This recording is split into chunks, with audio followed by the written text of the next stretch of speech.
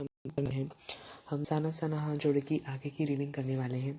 इससे पहले हमने देखा कि जितेन आगे है वो हमारी लेखिका को कहता है कि आगे चलिए, ये तो देश की आम जनता है, ये तो आप कहीं पर भी देख लेंगे जब वह पहाड़ी औरतों को पत्थर तोड़ते देखती है। ठीक है, अब हम आगे देखते हैं।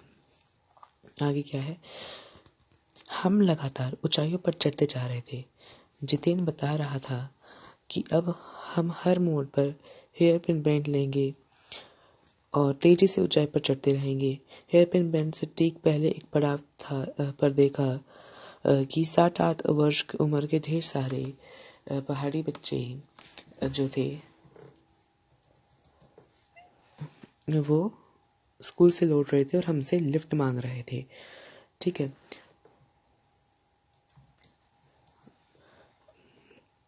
लिफ्ट मांग रहे थे। जितेन ने बताया कि हर दिन 3-3.5 किलोमीटर की पहाड़ी चढ़कर ये बच्चे स्कूल जाते हैं।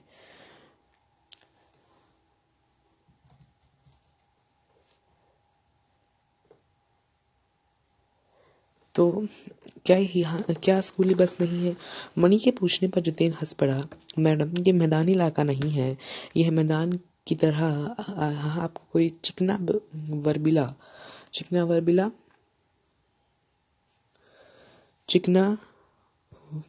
वर्बिला यानी बड़े हुए पेट वाला नहीं मिलेगा। यहाँ जीवन कठोर है। नीचे तराई में ले देकर एक ही स्कूल है। दूर दूर से बच्चे उसी स्कूल में जाते हैं और सिर्फ पढ़ते ही नहीं, उनमें से अधिकांश बच्चे शाम को अपनी माओ के साथ मवेशियां और को चराते हैं, पानी भरते हैं और जंगल की लकड़ी का भारी भारी गट्ठर ढोते हैं। मैंने भी ढोए थे। खतरा अब धीरे धीरे बढ़ने लगा था। रास्ते और भी संकरे होते जा रहे थे। कई बार तो लगता जैसे रास्तों को इंच टेप से नाप कर एक जीप जितना ही चौड़ा बनाया गया है कि जरा सा भी संतुलन बिगड़े, इंच भर भी जीप इधर से उधर खिसके तो हम सीधा घाटियों में। इन रास्तों की जगह जगह पर लिखी चेतावनियों से हमें खतरे के प्रति सजग कर रही थी। रास्ते में लिखा था, धीरे चलाएं, घर पर बच्चे आपका इंतजार कर रहे हैं। तो क्या है, लगातार वो ऊंचाइयों पर चढ़ते जा रहे थे। उन्होंने बताया हम हर मोड़ पे अब हेयर पिन बैंड यानी एक बहुत शार्प बैंड होता है रोड में, माउंटेनियस रोड्स पे, जैसे कि पहाड़ है तो हम एकदम ऐसे बैंड होते हैं, शार्प बैंड होते हैं। ठीक है, ऐसे बैंड्स होते हैं जो उन्हें कहते हैं।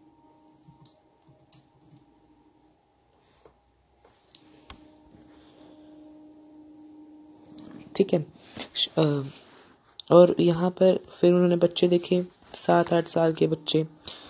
तो वो लेखिका कहती है कि जितेन आगे बताता है कि हर रोज 3-3.5 किलोमीटर चलकर स्कूल में जाते हैं। फिर वो मणि पूछते हैं कि यहाँ स्कूली बस नहीं है। फिर वो कहता है, जितेन आगे हंसकर बोलता है, मैडम ये मैदानी इलाका नहीं है। यहाँ आपको कोई चिकना वर्बिला यानी मोटे पेट वाला या बड़े पेट वाला पेटला आदमी नहीं दिखेगा, क्योंकि यहाँ पर जीवन कठोर है। सब यहाँ पर जो है अपना मुश्किल से काम करते हैं, परिश्रमी हैं, सब अपना काम करते हैं। यहाँ एक ही स्कूल है तराई के रीजन में और उसी में सारे बच्चे जाते हैं। सिर्फ पढ़ते ही नहीं, वे अधिकांश बच्चे शाम को मवेशियां यानी कि कैटल, अपनी जो उनकी कैटल्स होती हैं उन्हें मवेशियों को चराते हैं। कैटल्स यानी कि अपनी गायों को चराते हैं। ठीक है, पानी भरते हैं और जंगल से लकड़ी के गट्टे भी उठा के लाते हैं। वो बताता है, मैंने खुद भी ढोए हैं। तो खतरा बढ़ता जा रहा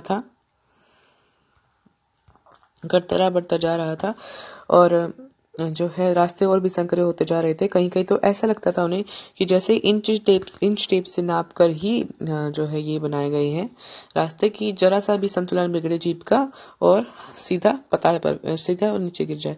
और जो चेतावनी लिखी हुई थी उनको खतरों के प्रति सजग कर रही थी। एक जगह लिखा हुआ था, धीरे चलाएं, घर पर बच्चे आपका इंतजार कर रहे हैं।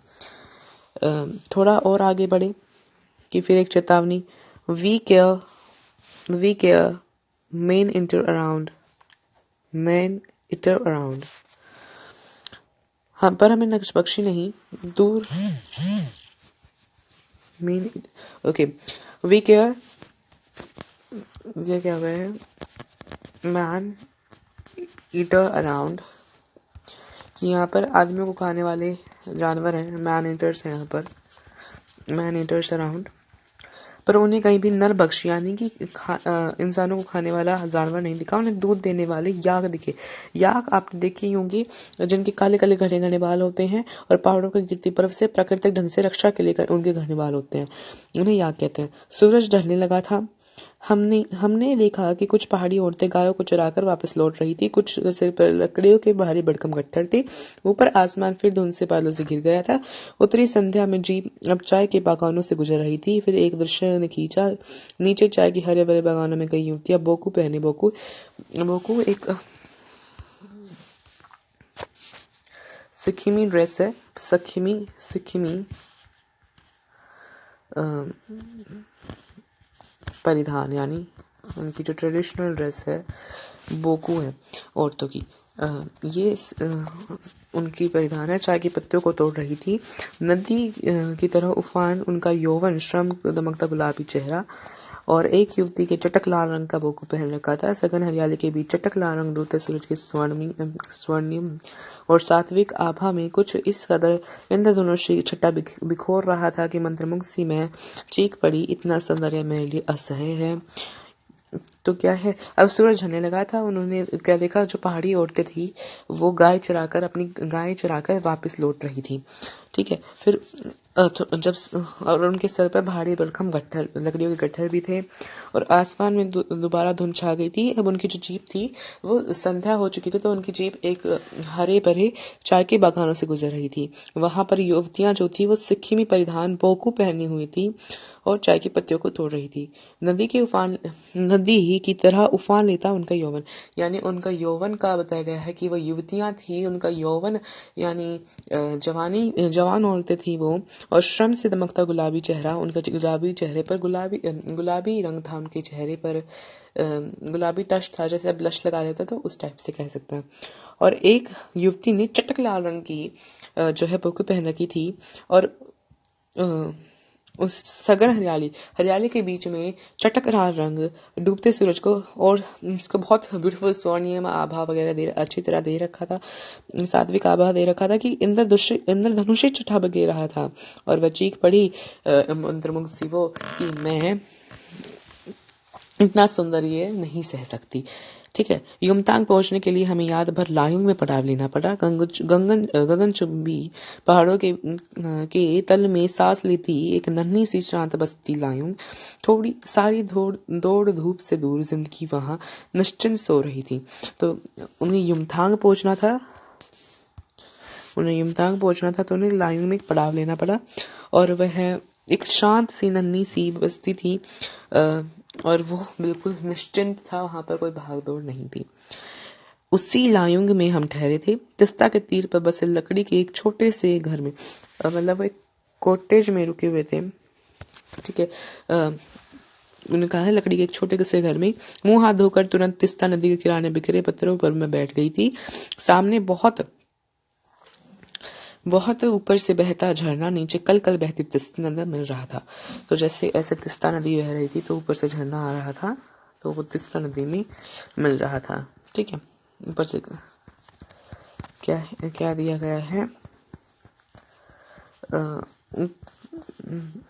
सामने ऊपर से बहता झरना, नीचे कल कल बहती तिस्ता नदी में मिल रहा था। और क्या है, मध्यम मध्यम हवा चल रही थी, मध्यम धीमी धीमी और हल्की हल्की हवा चल रही थी। पेड़ पौधे झूम रहे थे, गहरे बादलों की परत के चांद को ढक रखा था। बाहर परिंदे और लोग अपने घरों से लौट रहे थे। वातावरण में अद्भुत शांति थी। मंदिर की घंटियों सी, घुंघरुओं की रुंझुनाहट सी, बहुत शांति थी। बाहर सब अपने कामों से, सब पशु पक्षी और जो है अपने इंसान, वो सारे अपने काम से लौट रहे थे। आंखें अनायास भर आई ज्ञान का नन्हा सा बोधिस्त्व जैसे भीतर उगने लगा, वहीं सुख की शांति, सुकून, अखंडित सा पूर्णता, पेड़ पौधे, पशु और आदमी को सब अपनी अपनी लय, ताल और गति में। हमारी पीढ़ी ने प्रकृति के इस लय, ताल और गति के खिलवाड़ अक्षभ्य जो है अपराध किया है। हिमालय अब मेरे लिए कविता ही नहीं दर्शन बन गया था। तो वो क्या कहती हैं, कि वहां पर बहुत सुख शांति का अनुभूति हो रही थी। वो अपने आप को बौद्ध धर्म के लिए जो है बुद्धिस्ट भीतर भर गया था उनकी, ऐसा मान रही थी वो। और वो कहते सब अपने लय ताल में चल रहे थे। पर जो उनकी हमारी जो पीढ़ी है उसने इस लय ताल के साथ खिलवाड़ कर दिया है। कैसे कैसे बहुत खिलवाड़ किया है हमारी पीढ़ी ने। ठीक है, आगे क्या दिया हुआ है। अंधेरा होने लगा था, किसी प्रकार डगमगाते शिला और पत्थरों को से होकर तिस्ता नदी की धार तक पहुंची। अंधेरा होने लगा था, फिर वो डगमगाते शिला और ऐसे पत्थरों पे तिस्ता नदी के पास पहुंची। मतलब किनारे पे बहुत पत्थर होते हैं और यहाँ पर नदी होती है रस्से की। तो वो पहुंची नदी के पास। बहते पानी की अंजलि में भरा तो अतीत भीतर धड़कने लगा। स्मृति में कौंधा और हमारे उन्होंने अपनी अंजलि एक सेकेंड रुकिएगा प्लीज। तो दिया गया है वह अपनी अंजलि में पानी भर लेती है। अंजलि जब हम अपने हाथ ऊपर से हाथ जोड़ लेते हैं तो हमारे हाथों में गड्ढा बन जाता है, उसको अंजलि कहते हैं। तो वह उनको स्मृति आती है। हमारे यहाँ जल को हाथ में लेकर संकल्प किया जाता है। क्या संकल्प करूं, पर मैं संकल्प की स्थिति में नहीं थी। भीतर की यही प्रार्थना की, एक कमजोर व्यक्ति की प्रार्थना, भीतर का सारा हलाहल यानी कि विष जो है और सारे तामसिकताएं बह जाएं इसी बहती धारा में। रात धीरे धीरे गहराने लगी। हिमालय का काला कंबल ओढ़ लिया था। जितेन ने लकड़ी के बने खिलौनों को उस छोटे से गेस्ट हाउस में गाने की तेज धुन पर जब अपने संगी साथियों के साथ नाचना शुरू किया तो देखते ही देखते एक आदिम रात्रि की महक से परियों की कहानी सी मोहक वह रात महक उठी। मस्ती और मादकता के इस संक्रमण यानी कि मिलन और संयोग कह सकता हुआ कि एक एक कर हम सभी सैलानी गोल गोल घेरा बनाकर नाचने लगी। मेरी 50 वर्षीय सहेली मनी ने कुमारों को भी मात देकर करते हुए जानदार नृत्य प्रस्तुत किया कि हम सब अवाक रह गए, उसे ही देखते रह गए। कितना आनंद भरा था उसके भीतर, कहाँ से आता है इतना आनंद। तो क्या है, तो उन्होंने संकल्प क्या करा, वो संकल्प की स्थिति में नहीं थी, तो उन्होंने संकल्प किया कि जो उनकी भीतर की तामसिकता हलाहल यानी कि विष है वह इस बहती धारा के साथ बह जाए। तो हिमालय ने भी काला कंबल ओढ़ लिया था क्योंकि धीरे धीरे रात गहरी होने लग गई थी। लकड़ी के बने छोटे से घर, खिलौने जैसे घर में यानी कॉटेज में उन्होंने जैसे ही नारगी यानी जितने नारगी ने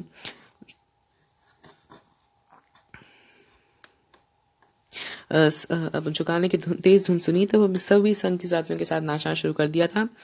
बहुत जो है मस्ती का माहौल बन गया था।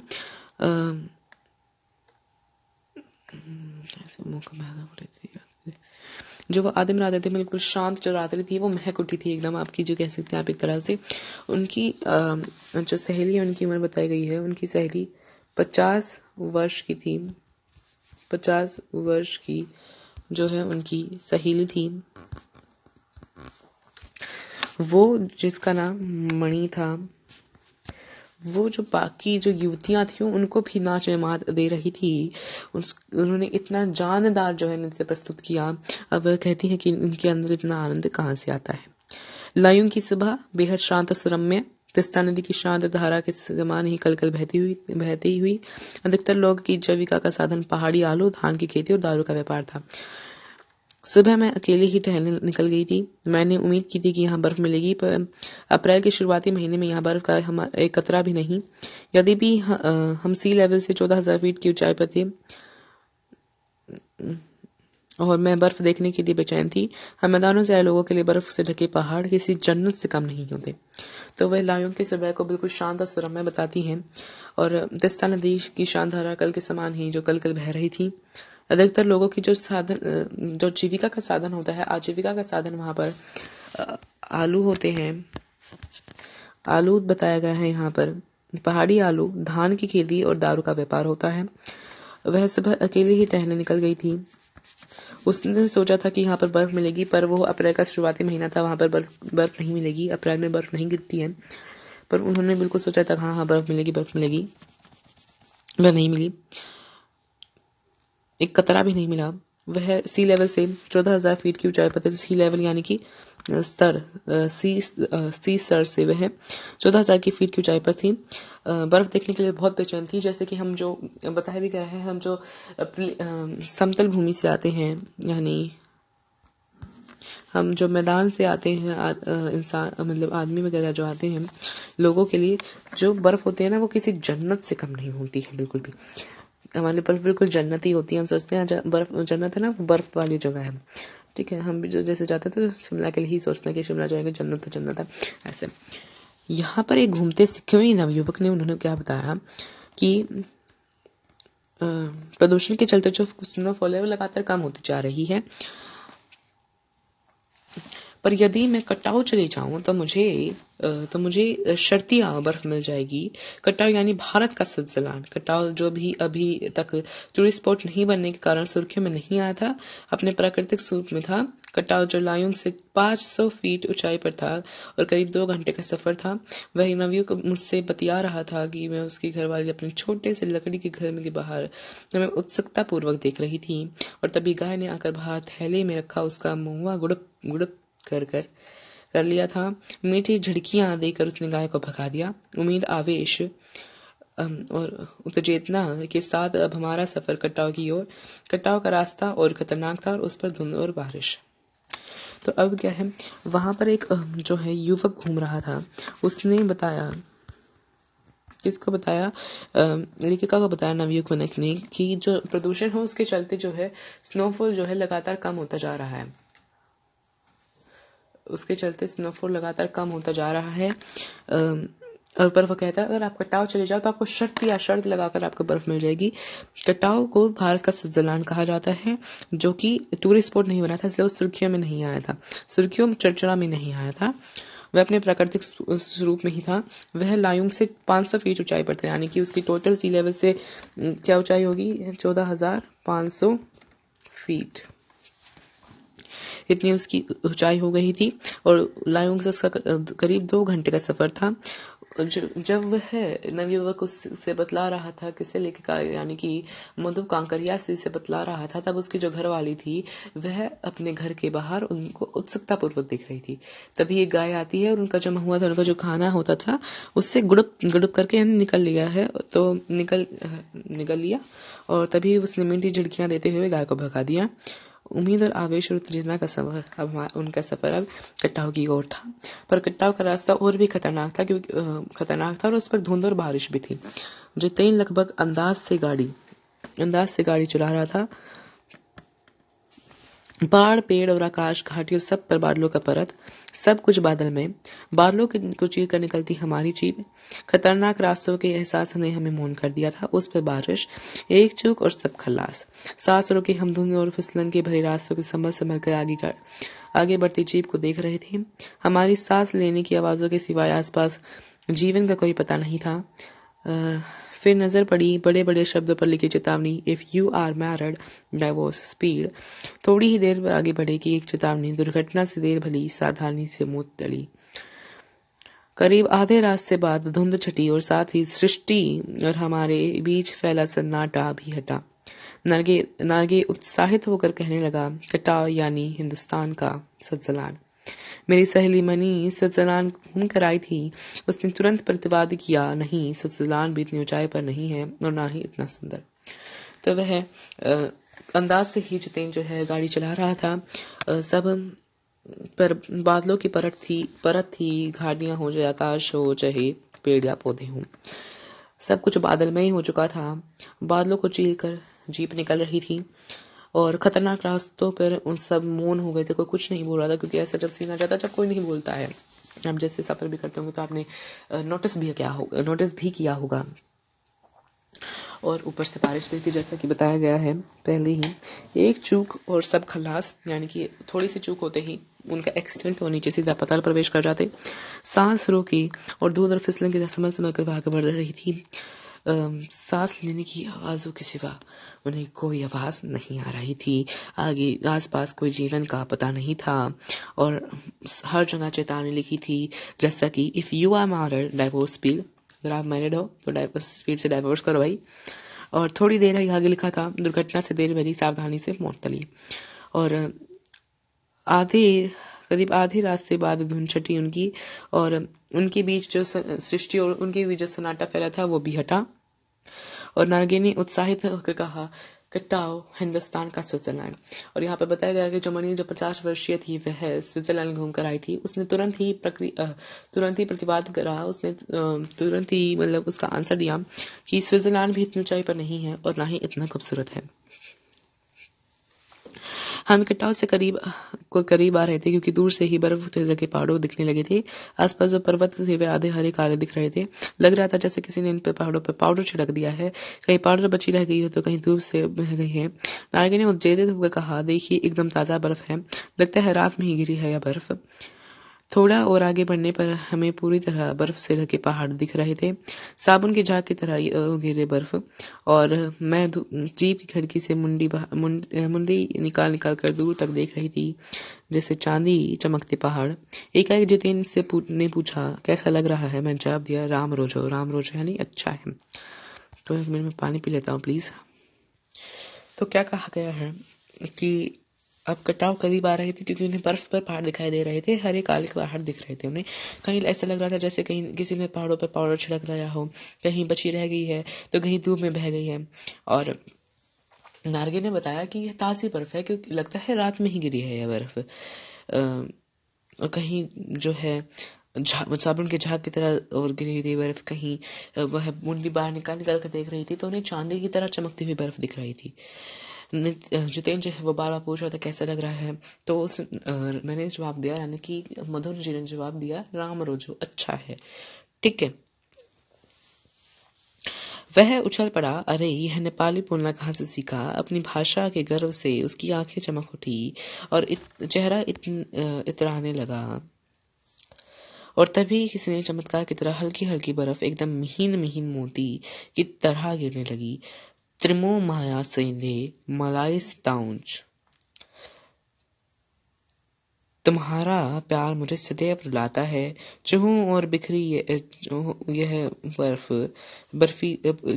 बर्फीली सुंदरता जितेन के मन पर भी थाप लगाने लगी थी। प्रेम की झील में तैरते हुए झूम झूम कर गाने लगा था वह। हम सभी सैलानी अब जीप से उतर कर बर्फ में कूदने लगे थे। और यहाँ बर्फ सर्वाधिक थी, घुटनों तक नरम नरम बर्फ। ऊपर आसमान और बर्फ से ढके पहाड़ एक हो रहे थे। कई सैलानी बर्फ से में लेटकर लम्बे की रंगत को इधर कैमरे में कैद कर रहे थे, करने में लगे हुए थे। तो यहाँ पर एक वर्ड आया है, मिहीन। तो उसको एक बार मैं देख लेता हूँ। मिहीन का अर्थ क्या है?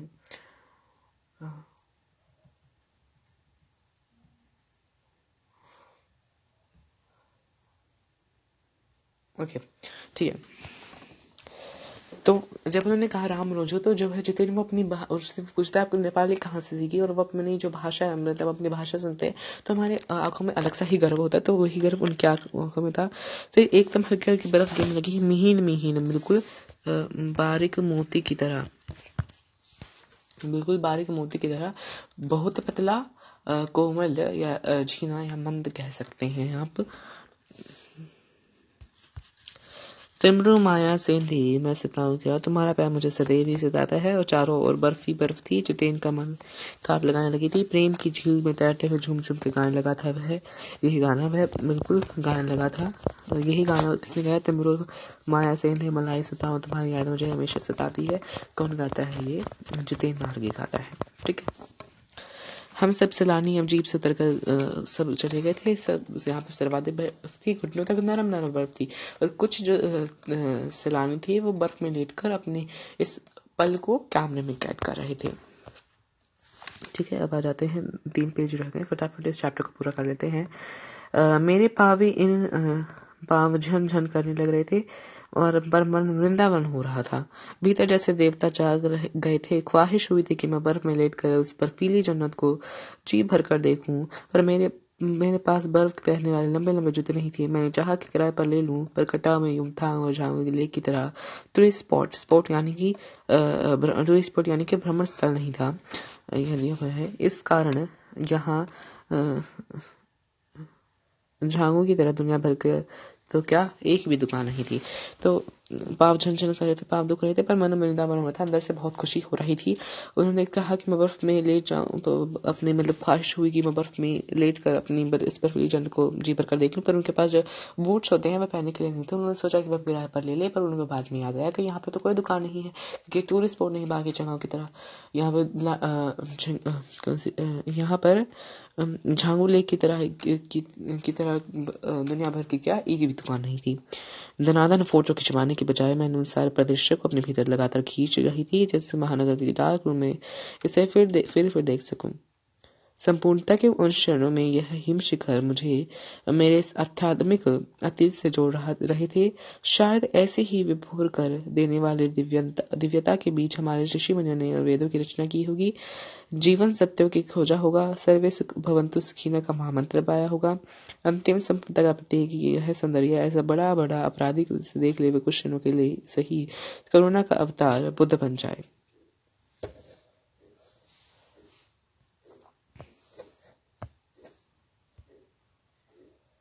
फिर वे कहते कि सब धनाधन फोटो खिंचवाने में लगे थे। उन्होंने जैसे पहले बताया कि वे एक लेखिका थी, तो उन्होंने सारा जो परिदृश्य अपने अंदर भीतर संभाल लिया था, ताकि वे बाद में यह लिख सके।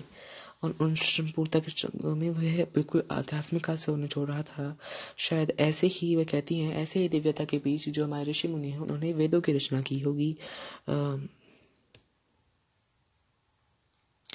वेदों की रचना की होगी और जीवन के सत्य को हो जाएगा, और सर्वे सुखिनः भवन्तु का मंत्र पाया होगा। और ऐसा सौंदर्य देखकर वे कहते हैं कि बड़े से बड़ा अपराधी भी कुछ क्षणों के लिए ही सही करुणा का अवतार बुद्ध बन जाए। और तभी दिमाग में कौंधा आया कि मिल्टन ने ईव की सुंदरता का वर्णन करते हुए लिखा था कि शैतान भी उसे देखकर ठगा सा रह जाता था और दूसरों के अमंगल करने की वृत्ति भूल जाता था। और तभी उन्हें याद आता है कि जैसे कि उन्होंने कविता देखी थी, मतलब कविता पढ़ी थी मिल्टन की, जिसने उन्हें ईव की सुंदरता को ऐसे वर्णन किया था कि उनकी सुंदरता देखकर शैतान भी है जो वह दूसरों की मंगल करने की वृत्ति यानी कि अपनी जो आदत होता है उसे भूल जाता था।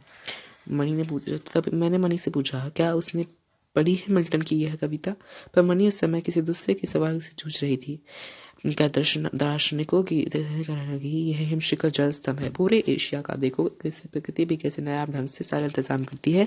सर्दियों में बर्फ के रूप में जल संग्रह कर लेती है और तभी गर्मियों के लिए तब जाहिर राह मचती है, तो यह बर्फ शिलाओं के पिघल कर जलधारा बनकर हमारे सूखे कंटों को तरावट पहुंचाती है। कितनी अद्भुत है यह व्यवस्था जल संचय की। वह मणि से पूछती है कि तुमने क्या मिल्टन की वो कविता पढ़ी है। तब फिर वह किसी और सवाल से जूझ रही थी। वह कहती हैं कि ये जो है हिमशिखर है, पूरे एशिया का जल स्तंभ है। और वह कहती है कि कैसे प्रकृति जल संचय की व्यवस्था करता है। सर्दियों के मौसम बर्फ के रूप में वह पानी को जो है स्टोर कर देता है, और जब गर्मियों में पानी के लिए त्राही मचती है तो वह यह पिघल कर नदी का रूप ले लेती है और हमारे सूखे कंटों को तरावट पहुंचाती है। मणि भी अभिभूत को माथा नवाया, जाने कितना ऋण है हम इन नदियों का हिमशिखरों का। संसार कितना सुंदर है। स्वप्न जागते उन लम्हों को मैंने सोचा, पर तभी उदासी की झिनी सी परत मुझ में छा गई। उड़ते बादलों की तरह पत्थर तोड़ते उन पहाड़ों का ख्याल आ गया।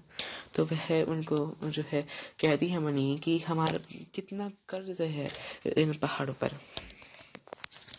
इन इन शिखरों पर, इन नदियों पर। क्यों? क्योंकि यह हमारे लिए पानी का इतना वो करती है, पर जब भी उन्हें थोड़ी सी जो है लेखिका वह थोड़ी सैड हो जाती है। क्यों सैड हो जाती है? क्योंकि उन्हें जब भी वो पहाड़ी औरतों है उनकी याद आने लग जाती है। आत्मा की अनंत परतों की झीलता हुआ हमारा यह सफर थोड़ा और आगे बढ़ा कि देखा इक्की दुक्की फौजी छावनियां। ध्यान आया कि यह बॉर्डर एरिया है, थोड़ी दूरी पर चीन की सीमा है। एक फौजी ने मैंने कहा, इतनी कड़कड़ाती ठंड में उस समय जो तापमान था वो -15 डिग्री सेल्सियस था। हम लोगों को आप लोगों को बहुत तकलीफ होती होगी। वह हंस दिया, एक उदास हंसी। अब चैन की नींद सो सकी, इसलिए तो हम यहाँ पहरा दे रहे हैं। पर थोड़ी देर जब थोड़े आगे पहुंचे तो उन्हें थोड़ी इक्की दुक्की फौजी छावनियां देखी। उनको ये बात याद आया कि ये तो बॉर्डर एरिया है और थोड़ी दूर पर ही चीन की सीमा है। फिर उसने फौजी से पूछा कि आपको इतनी ठंड नहीं लगती? इतनी कड़कड़ाती ठंड में आप कैसे तकलीफ होती होगी? तो वह हंस दिया, कहता है आप चैन की नींद सो सके इसलिए तो हम यहाँ पहरा दे रहे हैं। फिर ही पुटेला फिर मैंने कहते हुए जितेन ने गाड़ी चालू कर दी। थोड़ी दूर बाद ही देखा कि एक फौजी छावनी जिस पर लिखा था we give our today for your tomorrow. तो जितेन आगे कहता है बाय बाय, फिर भुटेला फिर मिलेंगे। और उन्हें जीप चालू कर दी। थोड़ी देर बाद फिर उन्हें एक फौजी छावनी दिखी जिस पर लिखा था we give our today for your tomorrow.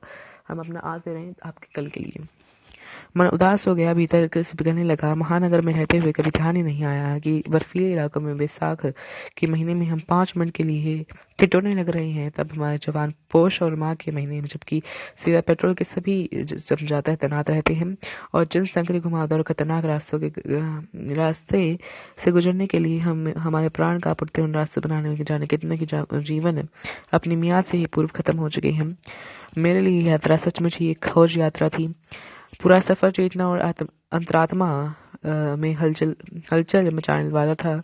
बहरहाल अब हम लायों की पूरा सफर चेतना वापस लौट कर यमथांग की ओर। जितेन ने कुछ दिन पूर्व ही नेपाल का ताजा आया था। तो यह सुनकर उनका जो है मन उदास हो जाता है। क्यों उदास हो जाता है? क्योंकि उन्हें कभी जो महानगर में रहते हैं वही याद ही नहीं आया कि जो है जैसे कि यहाँ पर मतलब उन्हें वैशाख के महीने में यहाँ पर इतनी ठंड में भी ठिठुरने लग रहे हैं। तब जो है ये जो आपके फौजी हैं वह पौष और माघ यानी कि जो जनवरी दिसंबर ये वाला ठंड के महीने होते हैं उनमें वह वहाँ पर तैनात रहते हैं बिना किसी मतलब बहाने के वहाँ पर रहते हैं। और जब जो भी पेट्रोल होता है उसके सिवा सारे तरल पदार्थ जो है वो जम जाते हैं। और जिन संकर और घुमावदार रास्तों के लिए हम जो घबराते हैं प्राण कांप उठते हैं, जैसे कि उन्होंने बताया कि इंच टेप से लेकर नापा होगा, उनके बनाने के लिए पता नहीं कितनों ने अपनी जान गंवाई। अपनी मियाद से पूर्व मियाद यानी किसी कार्य की समाप्ति आदि के लिए नियत किया गया समय या अवधि या काला अवधि, ठीक है, उससे पूर्व ही उनकी जो है मौत हो जाती है। तो वो कहती हैं यह उनके लिए खोज यात्रा थी। और फिर लायोंग से वह दोबारा यमथांग की ओर चली जाती है। जितेन कुछ ही देर पहले ही नेपाल से ताजा आया था। यहाँ पर यमथांग की घाटियों एक नया आकर्षण जुड़ गया। ढेरों प्रियता और रेंड्रो का फूल। जितेन बताने लगा कि बस 15 दिनों में देखिएगा पूरी घाटी फूलों से भरकर इस कदर भर जाएगी कि लोग देखा फूलों की स्टेज रखी हो। तो उधर रेंड्रो की फूल दिखते हैं तो वो ये कहता है कि कुछ ही 10-15 दिनों में देखिएगा ये पूरी घाटी ही फूलों से भर जाएगी। यहाँ रास्ते अपेक्षाकृत चौड़े थे, इस कारण खतरों का एहसास कम था। इन घाटों के में कई बंदर भी दिखे, कुछ अकेले तो कुछ अपने बाल बच्चों के साथ। तो जो ये रास्ते थे ये थोड़े से चौड़े थे, कटाव पोर्शन से थोड़े से चौड़े थे और उन्हें जो है थोड़ा सा जो है खतरों का कम एहसास हुआ। और उन्हें कहीं पे बंदर भी दिखे, कुछ अकेले दिखे तो कोई अपने बाल बच्चों के साथ दिखे। बहरहाल घाटी वादी और पहाड़ों के बादलों की आंख में चोट दिखा दी, पहाड़ी कबूतरें उड़ा दी हमारी जीप। जब युमथांग पहुंची तो हम थोड़े निराश हुए। बर्फ से ढके कटाव के हिम शिखरों को देखने के बाद युमथांग थोड़ा फीका लगा और यह भी एहसास हुआ कि मंजिल कहीं ज्यादा रोमांचक होता है मंजिल तक का सफर। तो अब जब हम युमथांग पहुंचे तो उन्हें फीका फीका से लगा। क्यों? कटाव की सुंदरता देखकर उन्हें वह फीका फीका से लगा और वह कहती हैं कि मंजिल से ज्यादा रोमांचक क्या होता है मंजिल तक का सफर। बहरहाल युमथांग की चिप्स बेचती एक सिक्किमी युवती से मैंने पूछा, क्या आप सिक्किमी हो? क्या तुम सिक्किमी हो? तो उन्होंने एक युवती से पूछा, क्या तुम सिक्किमी हो? तो उन्हें जवाब में देखते क्या मिलता है, नहीं मैं इंडियन हूँ। सुनकर बहुत अच्छा लगा कि सिक्किम के लोग भारत को मिलकर बहुत खुश हैं। जब सिक्किम संतुलन राजवाड़ा होता था तब टूरिस्ट उद्योग इतना नहीं फला फुला था। हर एक सिक्किमी भारत आबो हवा को इस कदर घुल मिल गया था कि लगता ही नहीं था कि कभी सिक्किम भारत में नहीं था। तो आपको पता ही होगा कि सिक्किम पहले एक स्वतंत्र रजवाड़ा था, वह बाद में इंडिया में मिला था। एक I will search for it, let's give me a time. Sikkim कब भारत में जुड़ा?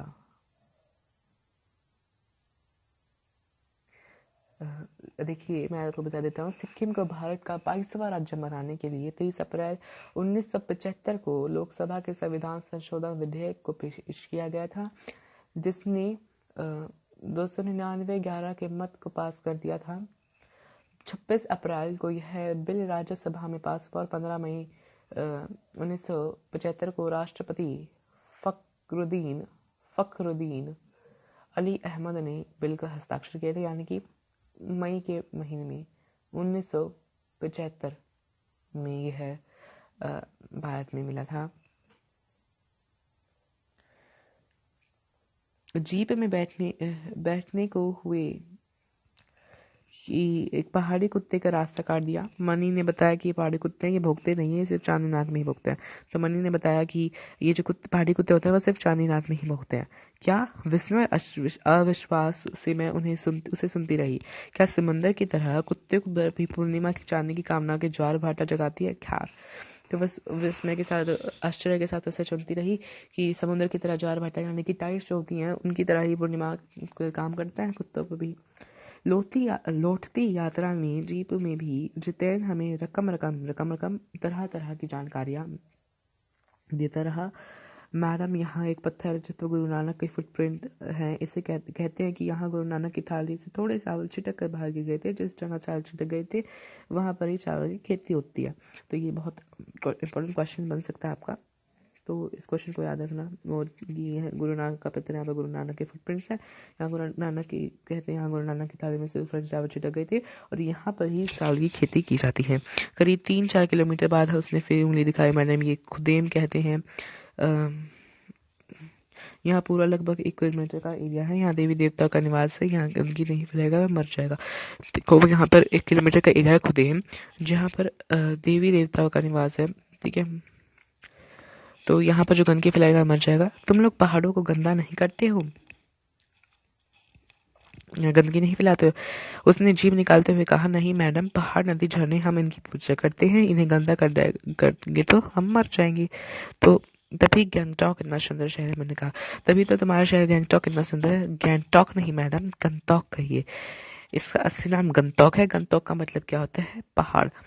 तो यहाँ पर मतलब बताया गया है गंगटॉक का, कि मतलब गैंगटॉक का असली नाम जो है ना वो गैंगटॉक नहीं है, गंगटॉक है। गंगटॉक का मतलब क्या होता है आपका? भाई पहाड़ मतलब होता है गंगटॉक का।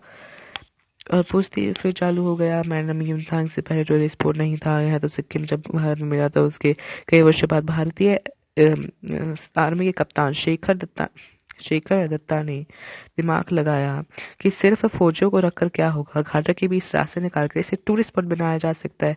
आप देखिए अभी भी रास्ते बन रहे हैं। हाँ, रास्ते अभी भी बन रहे हैं, नए नए स्थानों की खोज अभी भी जारी है। शायद मनुष्य की इस असमाप्त खोज का ही नाम सौंदर्य है, मन ही मन कहती हूँ। जीप आगे बढ़ने लगी। तो वह कहता है कि मतलब फिर अब थोड़ी देर बाद फिर बताने लगा कि युमथांग भी जो है वो जब सिक्किम में भारत मिला तब भी वो टिरस्पोर्ट नहीं था। जब वो सिक्किम भारत में मिला तो उसके कई वर्षों बाद जो इंडियन आर्मी के कैप्टन बताए गए हैं शिखर दत्ता, उन्होंने दिमाग लगा कि फौजों को रखकर सिर्फ फौजों को रखकर ही क्या होगा, तो यहाँ पर टूरिस्ट स्पॉट भी बनाया जा सकता है। और वह कहता है अभी भी रास्ते बने, जैसे कि आपने देखा भी होगा। फिर वो कहती है हाँ रास्ते तो बन रही है, नए नए स्थानों की खोज जारी है और शायद मनुष्य की इसी असमाप्त खोज का ही नाम सौंदर्य है। मन ही मन वह कहती है, जीप आगे बढ़ने लगती है। तो बहुत ये अच्छा चैप्टर है, इंटरेस्टिंग चैप्टर था। लगता है आई होप कि आपको चैप्टर पसंद आया होगा। इस वीडियो में थोड़ी लंबी हो गई क्योंकि मैंने सोचा कि एक ही वीडियो में हम इसको समाप्त कर देते हैं, बाद में बहुत बड़ा चैप्टर हो जाएगा। अब अगली वीडियो में इसके क्वेश्चन आंसर्स करेंगे, थोड़ा सा और कुछ करेंगे, 1 मार्क्स वगैरह वगैरह। तो will see you in the next video. Please subscribe, share, like and comment. Bye bye. Meet you in the next video.